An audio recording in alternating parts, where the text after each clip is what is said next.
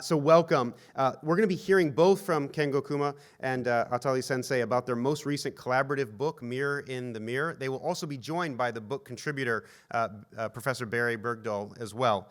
My job is to simply get out of the way and introduce the moderator for this evening, who knows far more about Japanese architecture than anybody else here. I simply get to dwell in Junzo Yoshimura's Japan House. So in many ways, I hope that you imbibe the spirit of Japanese architecture and understand the beauty and the artistry that is the functionality that we're going to be talking about tonight. So I hope that you're able to enjoy that. Thank you for being here on a Friday night in New York City. There are a lot of things going on tonight, a lot of things in New York, but I don't think there's any better place to be than here in the global capital and the global stage to talk about the important work we're going to be talking about. So to lead us in our today's conversation, our moderator, we have Seng Kuan. Professor Kuan is an architectural historian. He's a Project Associate Professor of Architecture at the University of Tokyo, or Todai, where he directs the International Architecture Education Platform. He also lectures at a small university you might have heard of in Cambridge, Massachusetts, called the Harvard Graduate School of Design.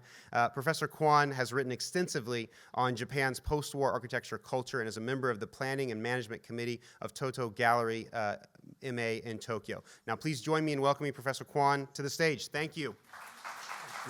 Good evening. Thank you very much for joining us this evening for this event, Rearview into Mirror in the Mirror with Kengo Kuma and Erieta Attali. I'm pleased to welcome our speakers this evening, Mr. Kengo Kuma, Ms. Erieta Attali, and Professor Bergdoll. I'll keep my comments fairly short so that we can get on with the program to hear from the three speakers as soon as possible. I'll just introduce briefly their biographies in one go so that we can save a little bit of time with the transition. The order of the presentations this evening will be as follows. We'll start with the presentation first from Erieta, followed by Professor Barry Bergdoll, and then concluding with Kuma-san. And then we'll have a brief discussion period followed by reception upstairs. So, Ms. Erieta Attali is an accomplished architecture and fine art landscape photographer who has been photographing Kengo Kuma's work since 2002. She's taught photography at Columbia University and at the National University of Singapore.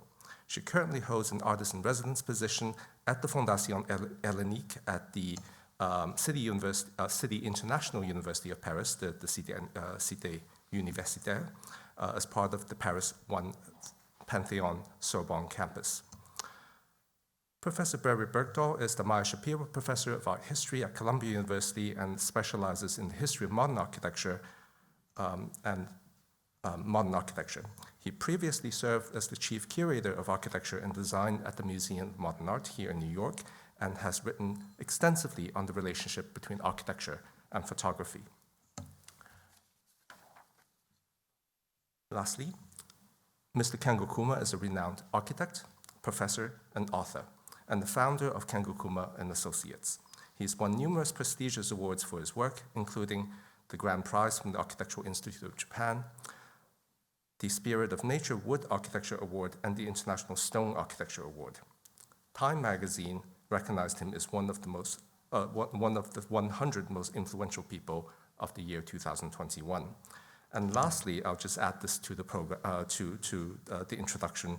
Of particular relevance to this institution here is that also in 2021, he was recipient of the John D. Rockefeller III Award from the Asian Cultural Council. So without further ado, I'll invite Ms. Erieta to the podium.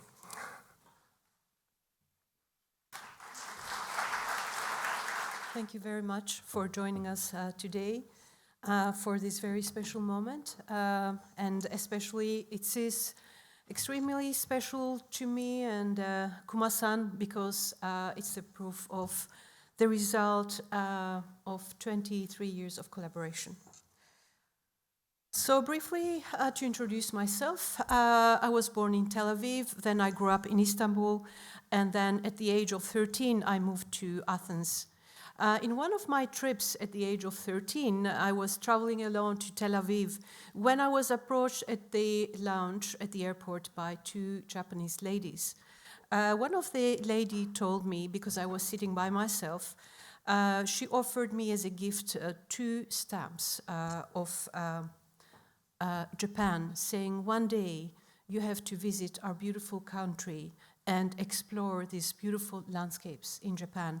So since then, I was very intrigued and very curious to visit Japan.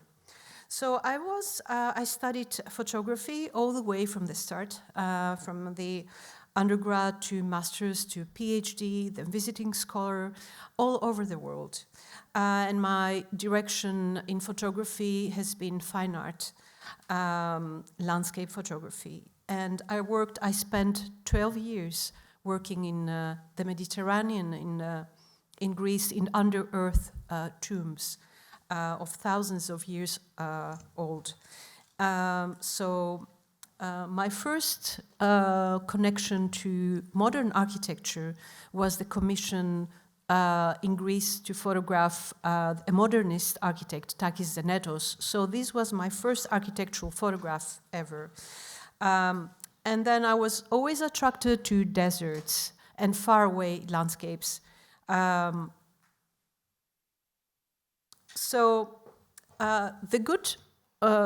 helped me as an element in the way I photograph is that I was a professional athlete, long-distance athlete, so runner, so which helped me very much to shape my likings in photography to where I would like to photograph.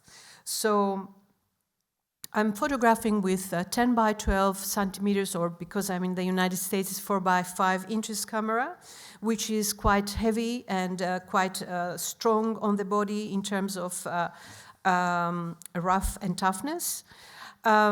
So in the year 2000, I received the Fulbright Foundation grant, and I moved to New York.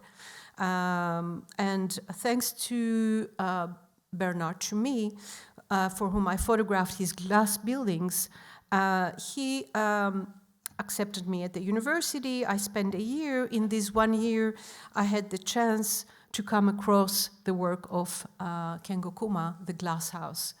I came across this actually in the first week when I was at Columbia University, and I was so curious and so thrilled that I really wanted to go meet him. But it took me a year to fly to Tokyo, and it was when I was in charge of prehistoric sites all over the Aegean as a head photographer for the American government. I worked in Greece. So I was at that time based at Knossos, photographing the palaces of Knossos in Crete Island, when I decided to go and find Kuma-san. At that time, in the year 2001, there were around 10 people working at his office, and it right now is almost 400. So it's incredible what has happened since then. So I went to his office and talked with him, and I said, I would very much like to photograph this building. And he said, I would do anything you need. Please tell me, and I will help you, and I'll support you. So that's how this collaboration started in the year 2001. So for me, always the question has been, when I'm photographing architecture, is architecture to see it as an object or to see architecture as an environment? Because it is about the architectural documentation or architectural interpretation where I'm standing as a photographer. I always looked at photographs of ruins or in relationship with their environment. As an archaeological photographer, being 12 years, also I've been inspired by painters and photographers, René Magritte, Luigi Ghiri, where it can be seen as it traces in my own photography. But a very influential painter, Arnold Böcklin, and the different 5 variations of the Island of the Dead, which has impacted my photography, and especially the photography I've been doing with Kuma-san. But I've been always between glass, materiality, desert landscape, and remoteness.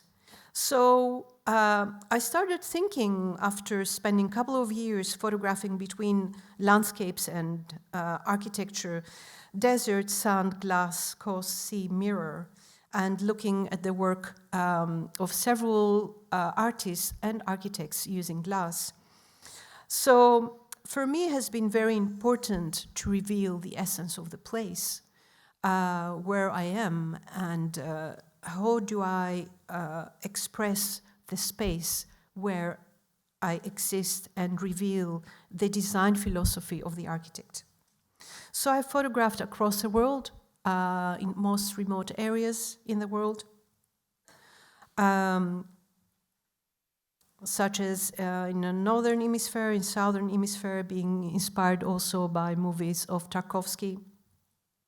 Then I made the book with Columbia University, GSAP Publications, in extremis, which was somehow, as I discussed with Kenneth Frampton, it was mostly directed as iconic photography, as an icon, where when I made the book, the first book with Kengo Kuma, The Glass Woodhouse in New Canaan, his first work in the United States.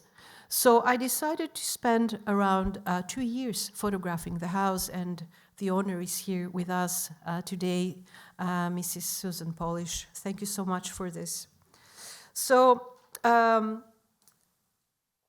photographed architecture, the materiality, the illusion of depth, the reflected transparency and time.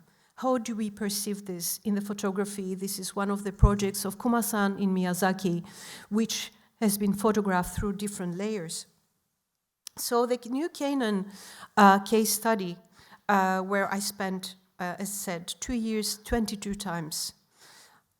So what I did actually here in this work of Kengo Kuma, to photograph in different seasons and the seasonal changes and the effect in the living for someone who lives within the house, what is the ambience that it's created, and how we can show photographically what is the responsibility of the photographer to reveal such a building, glass, transparent building within a forest. So reflection, refraction, aberration, transparency, distortion, texture.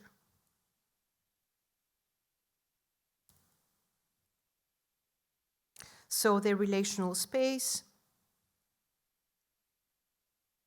the anti-object is the book that Kuma-san has written some years ago, how architecture blends within nature. And here, some of the works, photographs related with the book, Mirror in the Mirror, which took us a few years to make it. And it's about our collaboration of 23 years. We worked together with Hartmann publisher based in Stuttgart.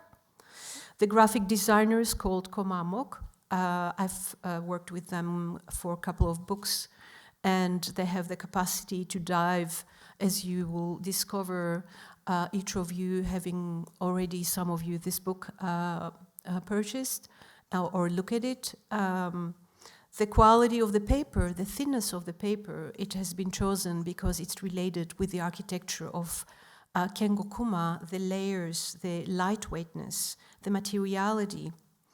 For example, here in the house of Kenzo, the designer, the fashion designer in Paris, showed how to reveal the layering, as well as in Albert Kahn Museum, one of the new buildings freshly finished in Paris, delivered by the Kengo Kuma architect's office in Paris.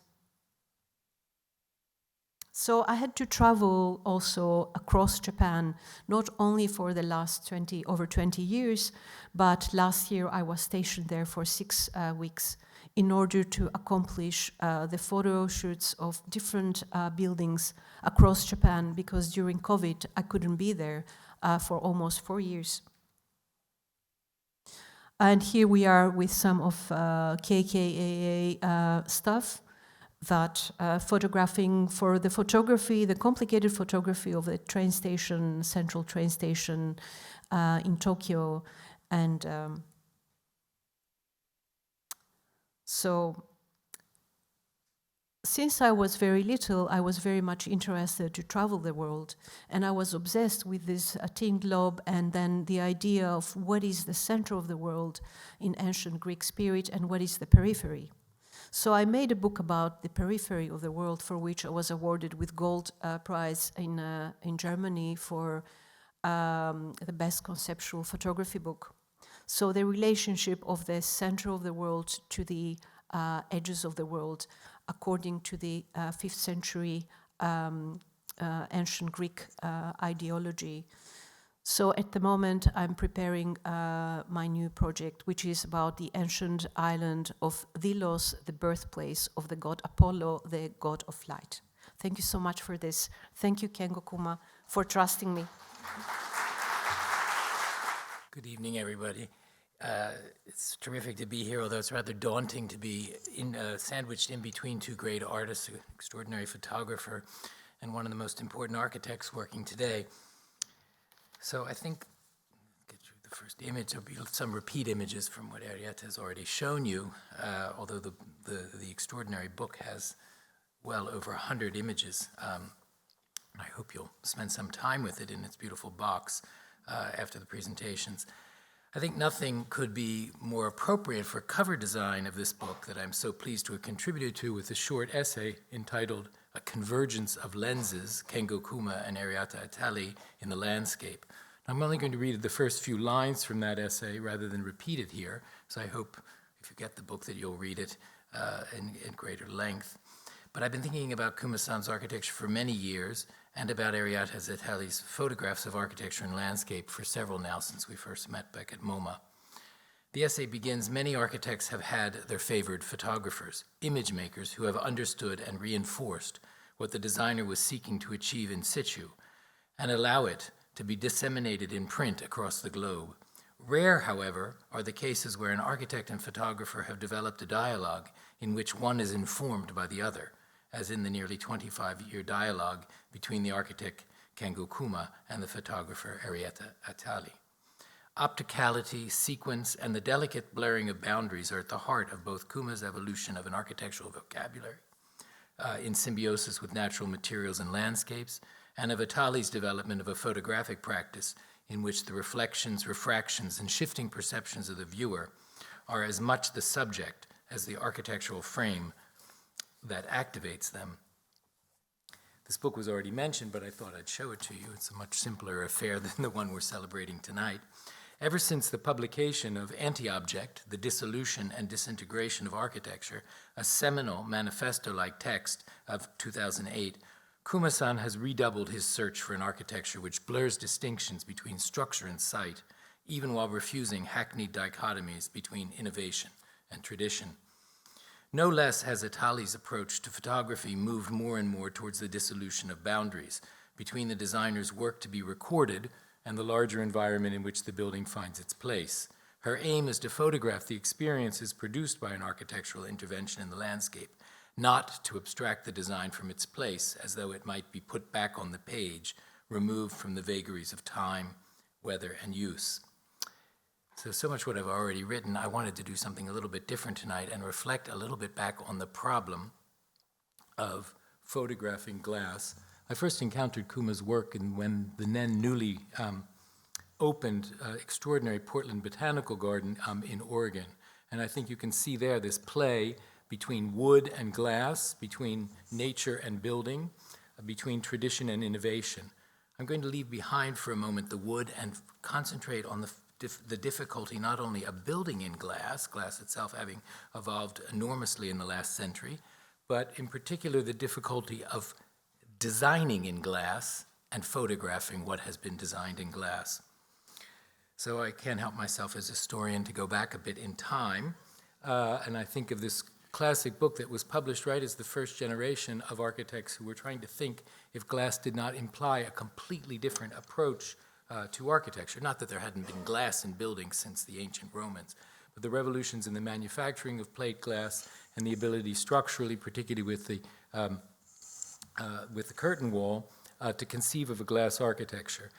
So I'm showing you here the cover of this book, Arthur Cohn's 1928 book in its later English edition, Glass Architecture, in which he writes, "A new glass age has begun," so it's nearly a century old now, "which is equal in beauty to the old one of the Gothic windows," he says. "The contribution of the present age is that it is now possible to have an independent wall of glass, a skin of glass around a building, no longer a solid wall with windows."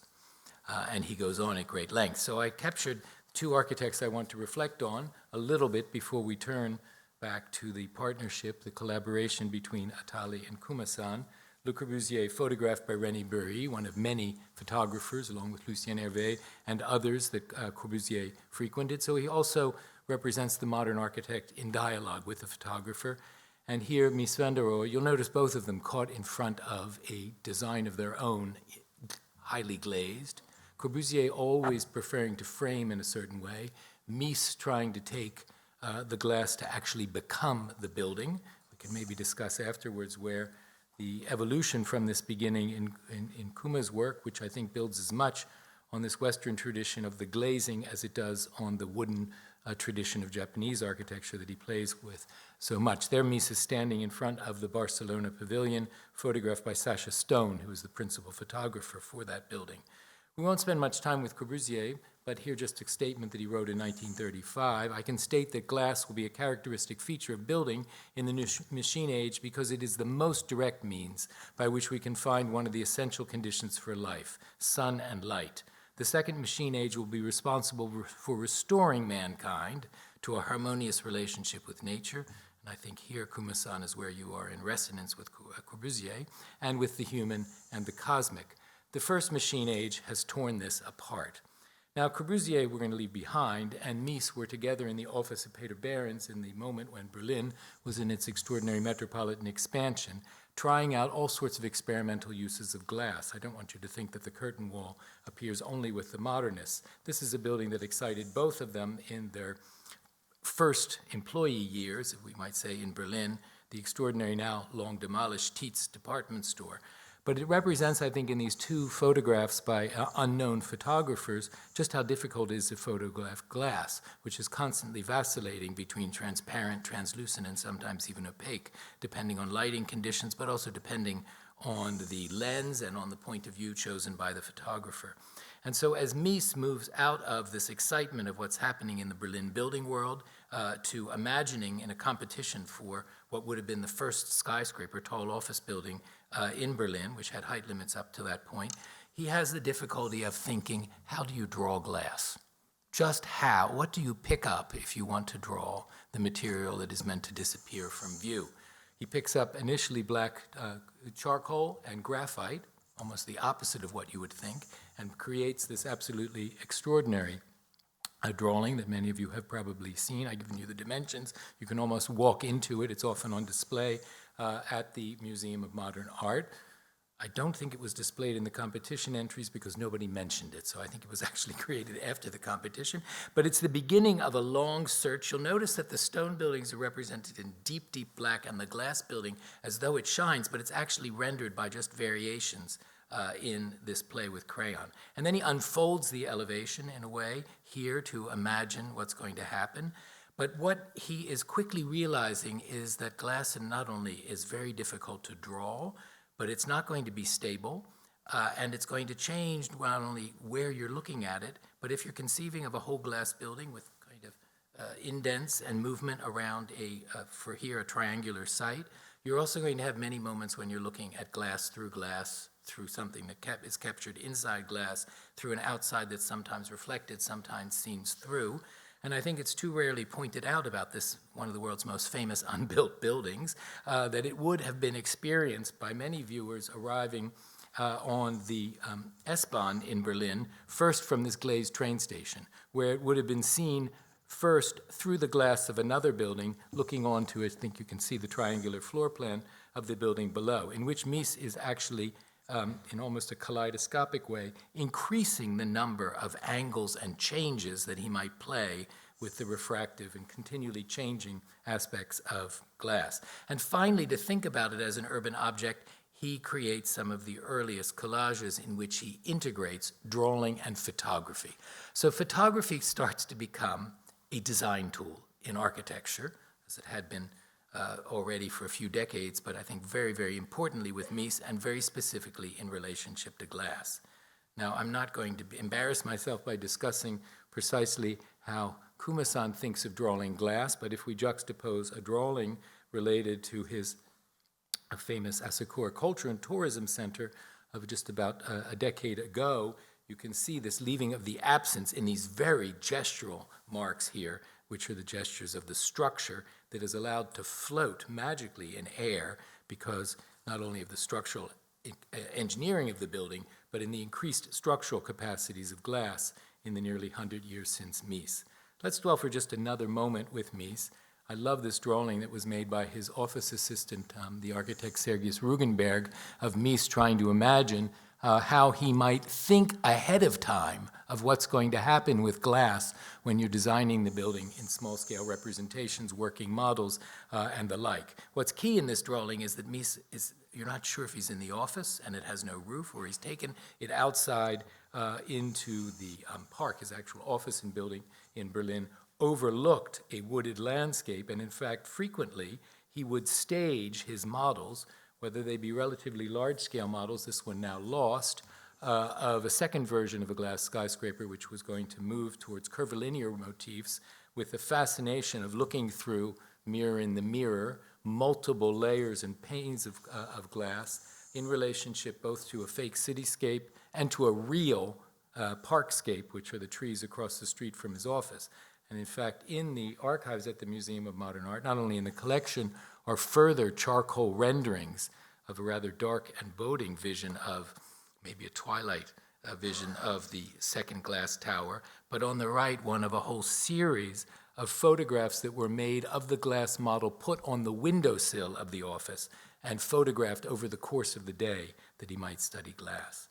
Probably the most extraordinary and the last of two Mies projects I want to show you until moving from Mies's favorite photographer, Sasha Stone, who's the photographer we're going to see now, rendering his built projects to get to the collaboration that we're celebrating tonight between Erieta and Kuma-san. Mies van der Rohe designing an entire building of glass, an exhibition building, a kind of a house called the Glasraum, interestingly picking the word Raum in German, which means both room but also space, because, of course, what would a room be that was entirely created by glass? Here was actually an exhibition pavilion for the German Plate Glass Manufacturing Association. Interestingly, plate glass in German is Spiegelglas, or mirror glass, so this relationship, I think, Erieta, between your mirror and the mirror, and glass, which is itself, sometimes particularly in plate glass with its manufacturing advances, a type of mirror. This entire room that you move through a series of planes of glass of different, not only of different tints, gray, green, and white, and totally transparent, but also different degrees of transparency, translucency, and opacity, capturing sometimes nature in a kind of in between two panes of glass, putting works of art behind works of glass so that they would be encountered from different perspectives through different lenses. In a certain sense, perhaps this is a type of domain, a house for a photographer, where one is continually actually living in a situation of lenses in this room that only stood for a few months in an exhibition. Likewise, the Barcelona Pavilion, known, I think, to many of you in the room, one of the great missing icons of modern architecture, this time a built one. It's been rebuilt since, but with very different types of glass and not quite the same colors of materials as the original, but interestingly photographed in a campaign by Sasha Stone at different times of day in 1929, but also looking out now at this relationship between the work of the photographer and Mies, who is thinking of rendering glass, now the sculpture seen through, and the highly polished materials of the marble onyx walls seen through panes of glass as he's trying to play with different ways of actually rendering glass and creating already in design what the photographer will then capture so beautifully here in Sasha Stone's photograph, where all of the material qualities of the building are as much mineral or glass as they are light and refraction being produced simultaneously by both. And I think this quality of capturing atmospheres, of shifting atmospheres, has now become both one of the building materials of the building, but also one of course, the building materials of the photograph itself. So Erieta, I think, surpasses Julia Schulman in getting herself in dangerous situations to try to capture glass and to capture the changing elements of it here in the case study houses. Julia Schulman, another photographer deeply related to specific architects, in this case Pierre Koenig. But tonight we're celebrating in this incredible boxed record of the nearly, as I said, quarter century of work between the evolving practice of Kuma and Associates and Erieta's own evolving photographic practice. She's already shown us the extraordinary glass wood house, which in addition to an earlier house in New Canaan, a place that's associated with glass houses, Philip Johnson, but here Kengo Kuma adding to that repertoire. Had Philip Johnson only had Erieta as one of the photographers for his house. But I think you can see how, in fact, this glass begins to structure actually Erieta's photography. She begins actually to compose in relationship to these planes and to try to capture for us not only the ambiguity of what is reflected and what is refracted, of what is seen through and what is seen on, but also using the symmetries of the building in very intriguing ways to create these photographs that seem at the same time classically composed and continually in a kind of vacillating, fluctuating movement. So I'm just going to really show you a few more in conclusion, but I think the main point I wanted to make both here tonight, before we move on to hear from Kengo-san himself, is that this is not simply a recording product of someone who is going out to document architecture. It is the encounter between two artistic visions through the medium of glass. And of course, Erieta is capturing it through the glass of her lens, in both in black and white and in color, this complete dissolving, but not simply dissolving, this kind of exchanging of inside and outside through all of these photographs. So I'll just do a few more and encourage you really to spend, and you see that there are certain leitmotifs, so to speak, that return both in the photographs and of course in the work itself, and sometimes photographs in which, in fact, the layering of nature and of architecture, and I think this is another key point, is that in neither case is it the building as an object in the landscape, but it is the environment in which the building is activated both by the environment, is itself activating the environment, that is simultaneously the project of architect and photographer here. So I'll end there, encouraging you after we hear more from the architect to spend some time with the book. And thank you both for including me in this project. Today, I want to show some of the images of the transparent building.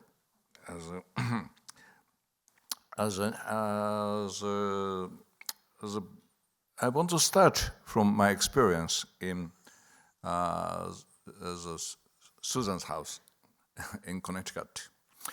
I call it the house as a glass wood as a house. The Connecticut is maybe you know as a very famous transparent building by Philip Johnson's. It's Philip Johnson's glass house. And the Susan's house is not so far from the Philip Johnson's house. I was so surprised. Wow, I can design something close to Philip Johnson. Wow. And our project is in the same forest, it's a similar forest, but I want to do something different from Philip Johnson. So what I want to do is transparency with glass and wood. The Philip Johnson's glass house is steel structure building, and he did use brick. That is, instead of those metal, mineral as a building, I want to use wood. And later I want to show as a project. But after finishing that project, I began to think. So my transparency is very much related with wood. And why is the wooden building looks so transparent? As it's very much related with Japanese traditional wooden building. That as a traditional wooden building is actually very transparent. The structure system is very minimal, and post beam structure, and as a few wall, and people feel transparency from traditional building. And that is a kind of traditional transparency can be related with material.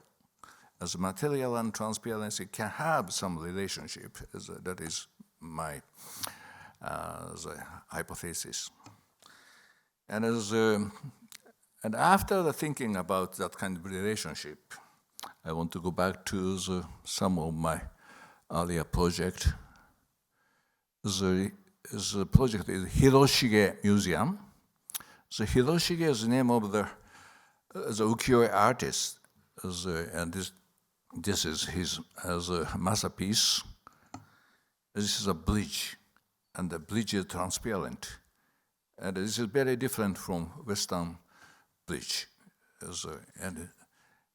And also he didn't use the method of perspective. The width of bridge, the near side and the far side is same, almost same. If it is by perspective drawing, as the near side is bigger and the far side is smaller, but Hiroshige didn't want to use perspective, and actually he already knew the perspective drawing. Perspective drawing came to Japan by Jesuit the missionary in 16th century, but Hiroshige didn't want to use perspective. His method is layering. The layering is a key method of him. And the layering of the bridges and the forest behind, that kind of the multiple layers make this kind of transparency. And this is another good example of transparency and layering by him. And the laying, you can see the lanes, the multi-layers of lanes is giving us transparent. And as again, no perspective method, just layering. And this is a famous artist, was very much influenced by Hiroshige. His name is Vincent van Gogh. He actually respected Hiroshige very much, and as he made this the copy, he wanted to show his respect to Hiroshige by this the oil paint.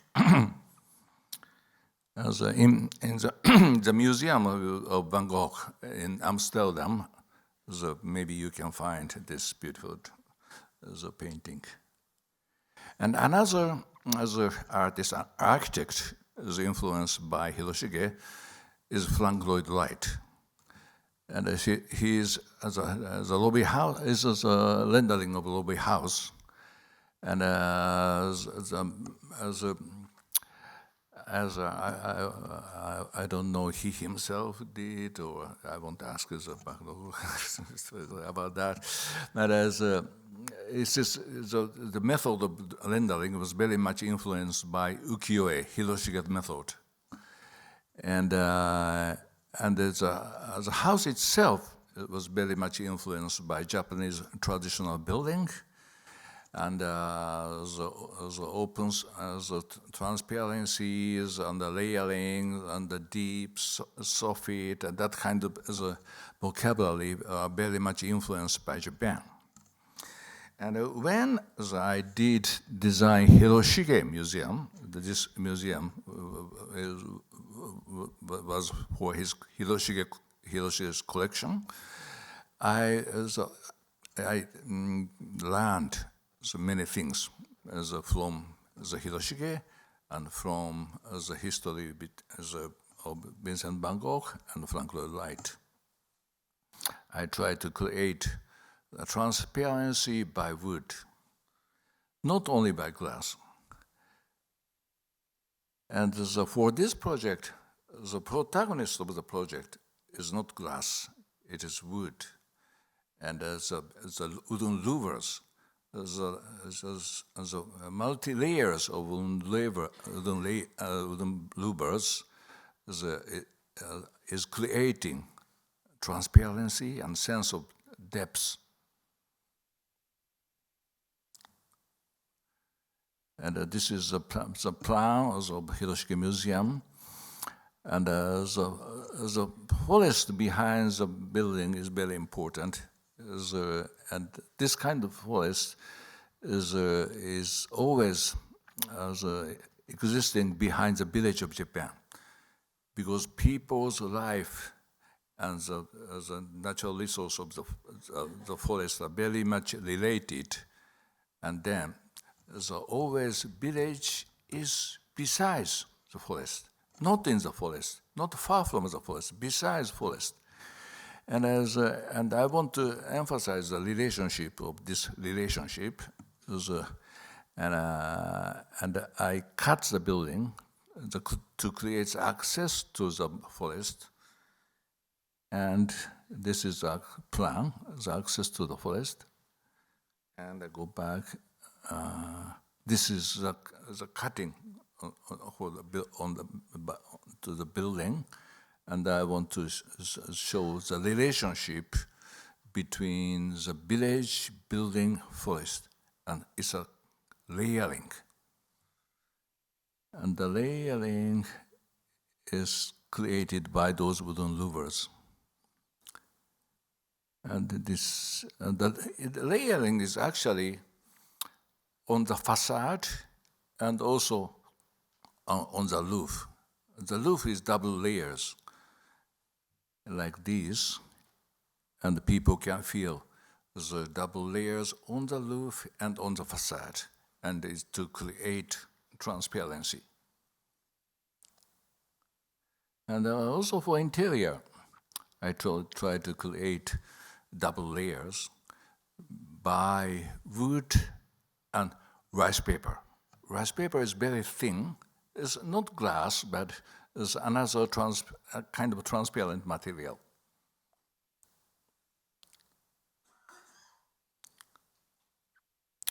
So by this backlit, I try to show the multi-layers by papers. And the furniture is also working to create multi-layers.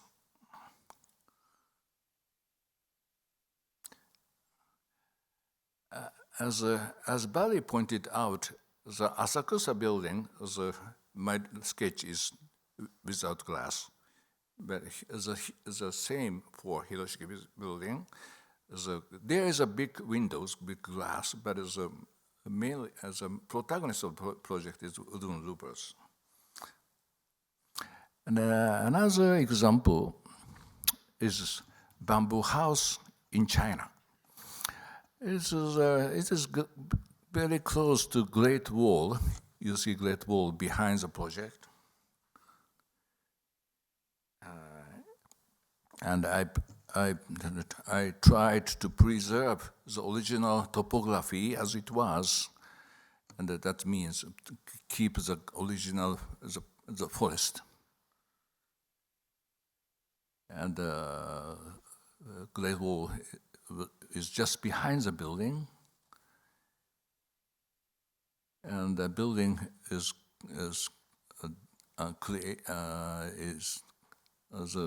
made by layers of bamboo. And this is the entrance.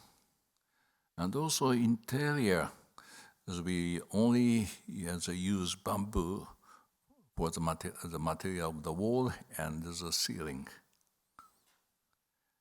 And this space, this space we call it tea house.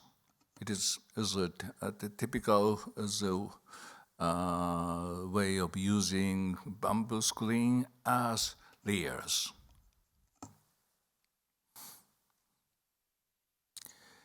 And after those projects, as we often asked by museum as an event to create as a pavilion.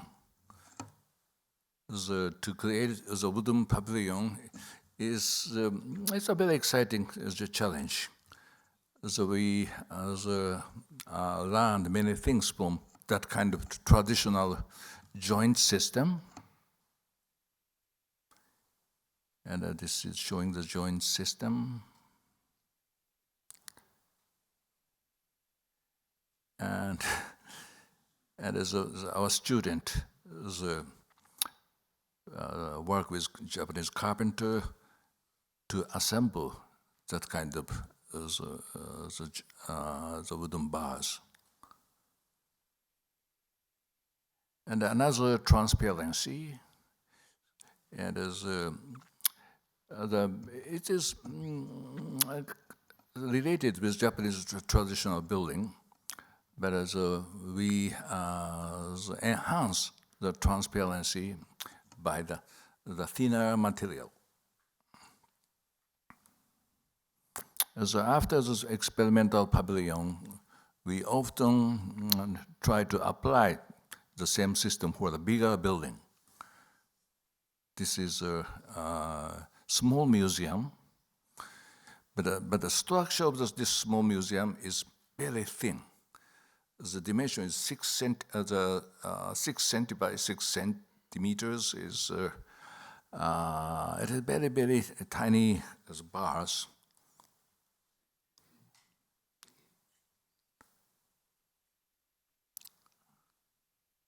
As a layering is also as a basis of this design.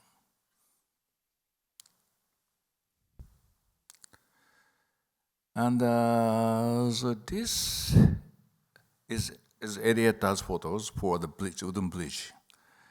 As you saw the Hiroshige's wooden bridge, but as a wooden bridge is traditional as a structure, but at the same time, it is the best way to show that as a new possibility to use wood for the contemporary building.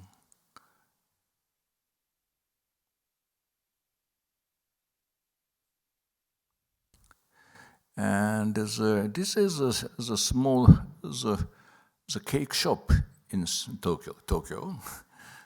It's a pineapple cake shop. I got a hint from pineapple. And and structurally, it is very challenging. There's no big column. Those light screen is supporting the building. This is showing the magic of light screens. It's a 3-layered system.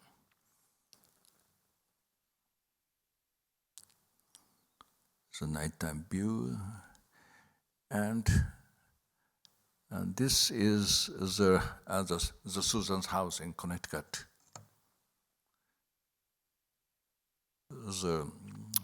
We had a very good neighbors, Philip Johnson's glass house. And so we try to show some kind of contrast, similarity and contrast. And black and white pictures by Erieta is beautiful.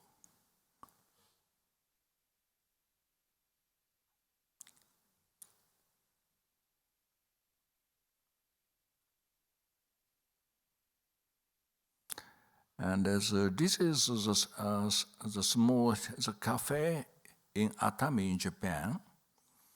And structurally, as we learned many things from the big tree, but as wood is not enough to support this transparent structure, and we add carbon fiber to support wood. Carbon fiber is another as a tiny transparent material. The strongness of carbon fiber is sometimes 10 times stronger than the steel wire. And this is showing the structure system. And also, as a glass window frame is supporting the building.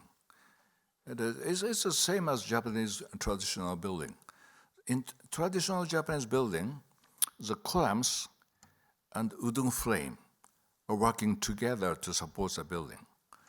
It is different from metal frame building. Metal frame building is just a metal frame, but as a wooden building, the wooden windows, shoji screens, the fusuma screens, those light screens are also supporting the building. It is a kind of a composite system. It is a very smart system. And recently, the structure engineer has found that kind of magic.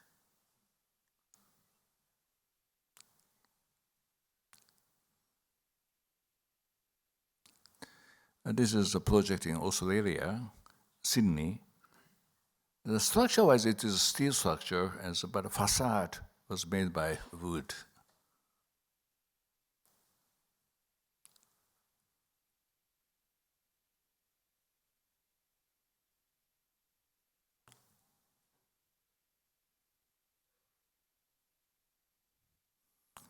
And this is the small pavilion in south of France, as close to Aix-en-Provence. Chateau Lacoste is the name of the sculpture park. And we worked with a Danish carpenter to build this pavilion, not Japanese carpenter. It is a kind of cantilever structure, but this cantilever is made by the pieces of wood. And this is a small pavilion in the forest in North Italy. This is showing the system. And we applied this system to this toy.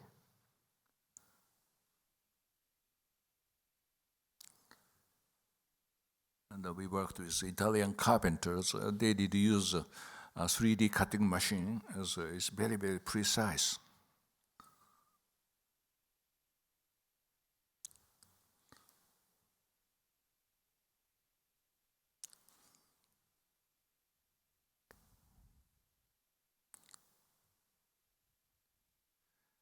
And last pavilion today is a bamboo pavilion. The first we built for the garden of Victoria Albert Museum in London. And again, we combine bamboo and carbon fiber sheet. Both materials work together to create this kind of transparency.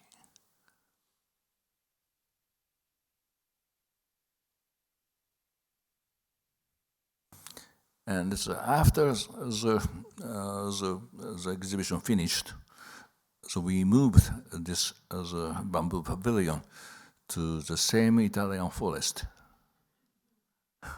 Recycle of the pavilion.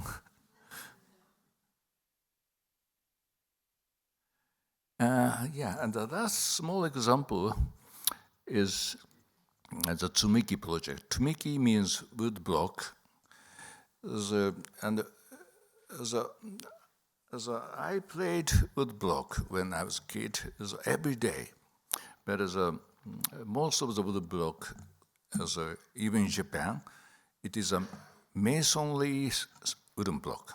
It is a kind of brick or the stone masonry. But my friend Ryuichi Sakamoto, unfortunately he passed away last year. One day he came to me. So he is doing the NPO as a name More Trees. As his dream is living in the forest, and More Trees is his non-profit organization. And More Trees want to have our own woodblock. And some Japanese idea. And as we thought together, and our final solution is woodblock like this. As a very light, it's a triangular shape with V cut for each edge. And there's that kind of transparent structure was made by this wood block. And the masonry wood block is not good for transparency. But this wood block is very efficient to create transparency. And we call it is a woven wood block, not a stacking. So it's a kind of woven structure system. And also very flexible.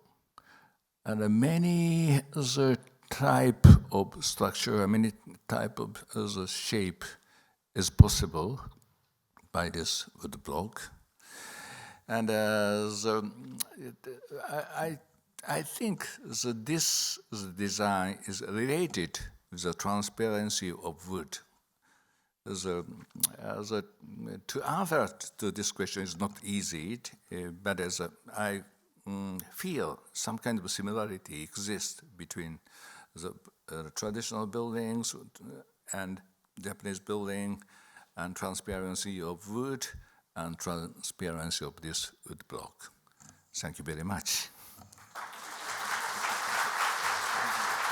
So, thank you. I mean, it's really such an extraordinary treat to listen to 3 presentations back to back by people at the pinnacle of their respective fields, reflecting on the theme in parallel and somehow converging with certain really, I think, poignant moments.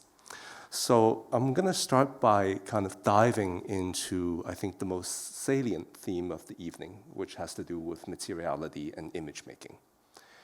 And of course, here this evening we've been looking primarily at wood and glass. And not, I mean, as someone who's quite happy with taking photographs on my iPhone, I will just make a very blatant generalization to say that, especially with photography of buildings, of environment, it's about light and depth. And so, I mean, at the moment of expressing the characteristics of materiality when it comes to wood and glass, we've been primarily talking about glass, particularly with Barry's presentation. And then with Kuma-san's presentation, we've been talking more about wood, but about the kind of the structure of wood, the physical presence of wood. But I wonder if we can try to talk about these 2 materials a little bit more in parallel. And maybe one of the provocations I can give you, first with Barry, I mean, of course, those images that you showed of the Friedrichstrasse, the skyscraper, is you know, mind-boggling to this day, 100 years after, almost exactly the date, 100 years after those drawings were drawn. If I could maybe ask for your opinion on a different unbuilt Mies building, that being the Resort House in Jackson Hole in Wyoming, with a series of collages done with his 2 students. And with Kuma-san and with Erieta, if I could ask you maybe to extrapolate a little bit more this tension between object on the one hand and environment on the other hand, and then again bring in the two Mies buildings, the Berlin skyscraper versus the country house in Wyoming, and talk about perhaps the background, the physical environment in which these buildings are situated. One in nature, raw nature with trees, as in the case of New Canaan, and in other cases of the city. If I could ask particularly you, Kuma-san, to reflect a little bit more about how you operate in urban contexts versus in bucolic natural contexts.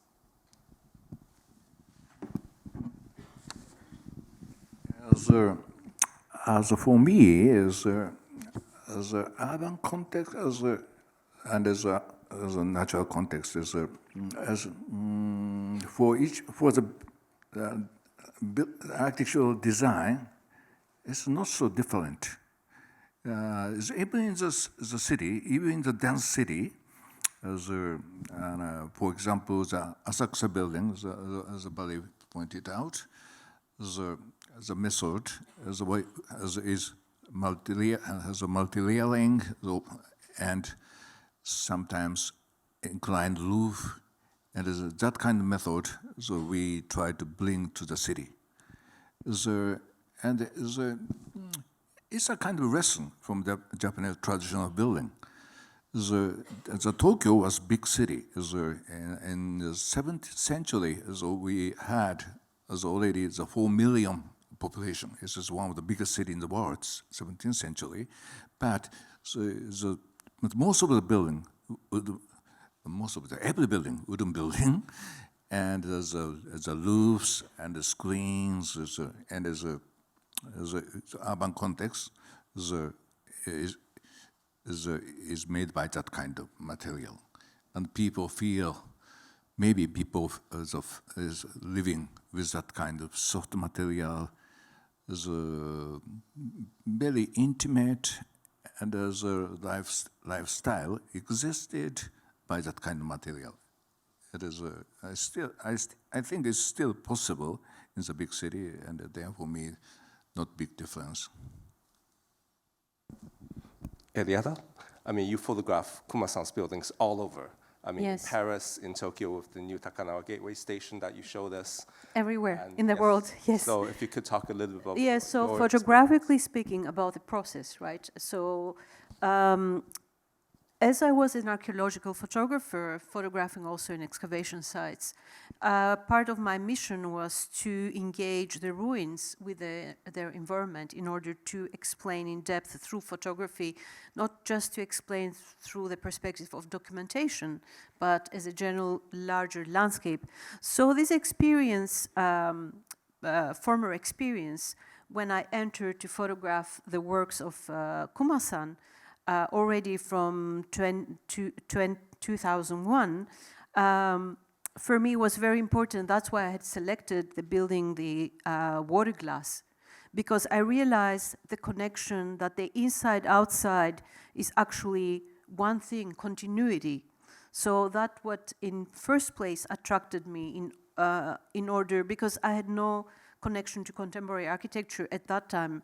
But when I saw his building, his glass building, it was this connection, the continuity, the inside-outside had become one great landscape.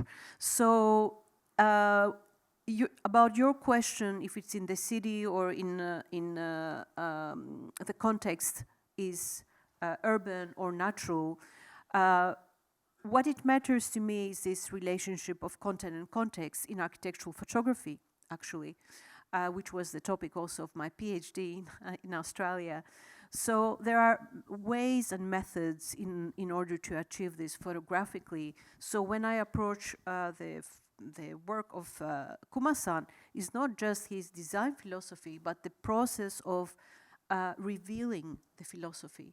And of course is the study of light and spending many days in each site and studying the site either through walking or even often running, and then photographing as a reflection of the impressions and experiences, the visual experience, and delivering it photographically, if I've replied to your question somehow. I'll come back and push you a little bit more. But Barry. Well, I think one thing that's implicit in what Erieta just said, and which perhaps we have not brought out enough this evening, is that this revolution that happens in the use of glass beginning, circa 1920, is not simply bringing dramatic views of the exterior in. It's a complete transformation of the way that you perceive the interior from the exterior. So, this changing also the whole composition of buildings. So for the West, this is very much a fact of plate glass arriving. But I think, as Kuma has pointed out, the Japanese screen tradition, the Japanese timber tradition, in the changeability of the screen systems, had a different relationship between the composition of interior space and exterior space. And there have been many efforts by historians and photographers, not always very convincing, I think, to try to demonstrate some Japanese influence profound on Mies. And there are whole photographic books that try to make this point. I think it's a fascinating visual analogy, but it's not a very one that one could actually document through travels or through experience. But I think perhaps we've underemphasized the role in which a transformation of a concept of interior space as seen through the facade, or through the disappearance of the facade, we might say.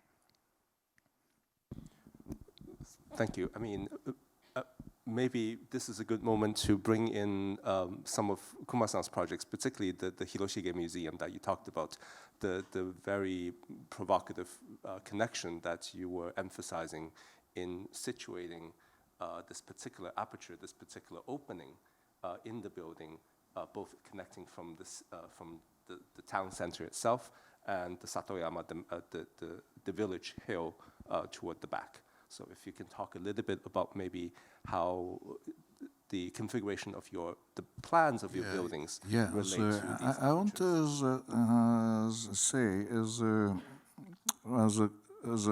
as an innovation of glass is 1920s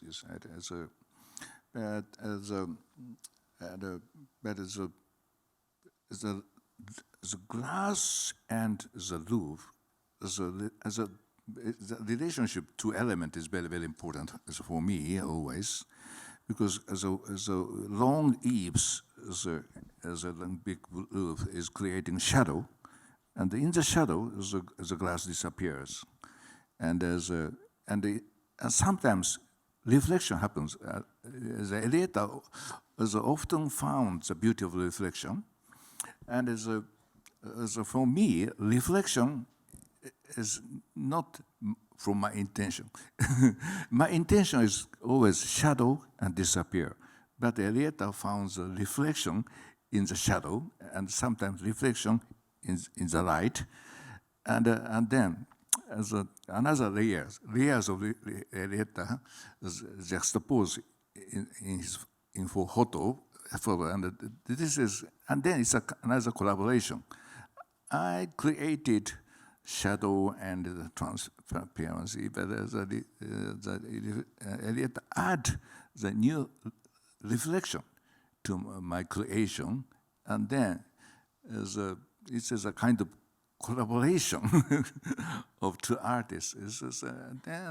I don't know the photographer of Miss van der Looy, the Corbusier, Sasha, there.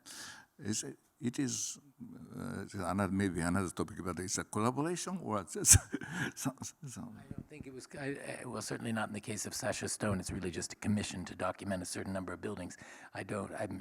We don't have any record of what you're saying, which is this fascinating question as a historian simultaneously of architecture and photography, to have some record of the moment when the photographs arrive in front of the architect who sees his or her building through someone else's eyes in an interesting way. As you say, Erieta is finding things that are not necessarily the intention of what you're putting there. I'm thinking, maybe this is a stray thought, I'm thinking of those incredible floor plans of Joe Ponti, where he puts little eyeballs where you're supposed to be standing and looking, the notion that somehow you control the viewpoints throughout a floor plan even as it's opening up. But one doesn't know where you're standing in those photographs. No, no, that's for sure.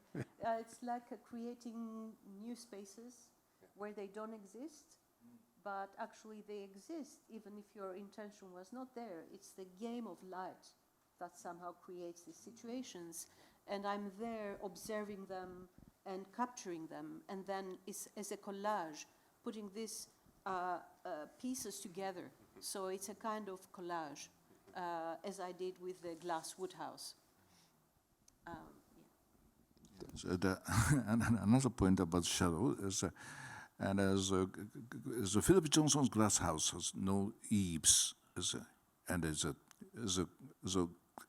no shadow beneath the eaves is a big difference from Suzanne's house. Suzanne's house is not the inclined roof; it's a flat roof, but it's cantilevered. And there's a cantilever is a big, is a 2 meters, something like that. And there's a very thin edge cantilevers is creating shadow, and also as a Francois house is no cantilevers, but as a steel column is outside of glass. And so Philip Johnson's is not exposed, and I'm thinking about the difference of three relationship about glass, and also what type of reflection happens in those three cases. I want to hear. No, I think that's a very important point. Not only the role of creating shadow for transparency, so that you need to throw something into shadow in order to in fact kind of underscore its capacity to be transparent. And I'm thinking as you're speaking also of Philip Johnson, the experiments that he had to undertake in order that the glass would not become black at night. It was necessary to light up the exterior. So the role of, and you very frequently take nighttime photographs, the role of working with lighting design in order to play with the glass, particularly with the transition to night, and then in nighttime. So the glass house after sunset is nothing without the, now I'm blanking on his name, the famous lighting designer, did the lighting design both for the Seagram's building and for the glass house. But so to what extent do you think about the issue of lighting design, particularly for an all-glass building, either in nature or in the city? As a lighting design? Yeah. Yes. And the lighting design is another important field of my design. And as here in New York, I want to speak about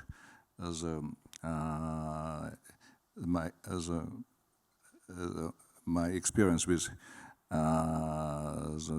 Edison Price. Edison Price is a lighting designer. He worked with Mies van der Rohe for Seagram building, he did a wall washing light for the travertine wall, and also he did the lighting design for the Rockefeller's townhouse. And also he invented the water light, what kind of waterproof light. In the pond, he put light and to lit the glass windows of the Philip Johnson's Rockefeller house. And also after he did the Kimball Museum, as in direct lighting of Kimball Museum, so the board did roof. And my friend introduced the Edison Price in New York in 1980, when I was attending Columbia in 1985. My friend introduced Edison Price, and Edison Price talked about his experience with Mies van der Rohe and Louis Kahn, Philip Johnson. I was so impressed by his talk. Wow, he worked with those gods.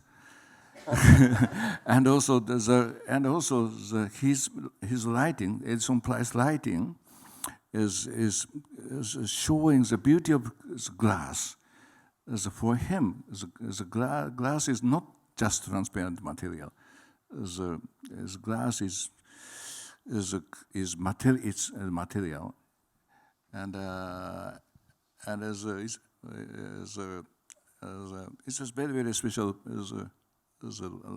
Actually dinner with him. I had dinner twice with him, and also I'm sorry, the personal episode. In my New York apartment, I was using tatami mat to sleep. I don't like bed as a tatami mat with a futon mat.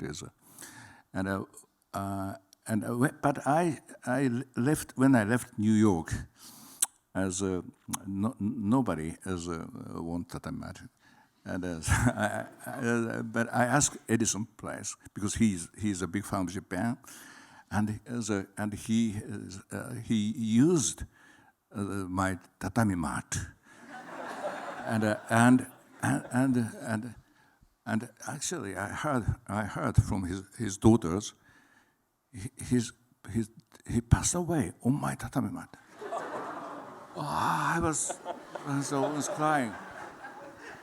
And then his story about the Miss van der Rohe and Johnson is totally gave big influence on me.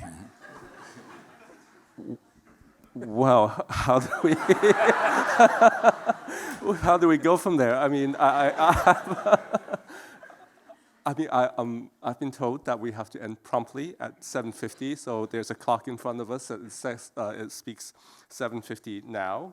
So on this note, I want to thank again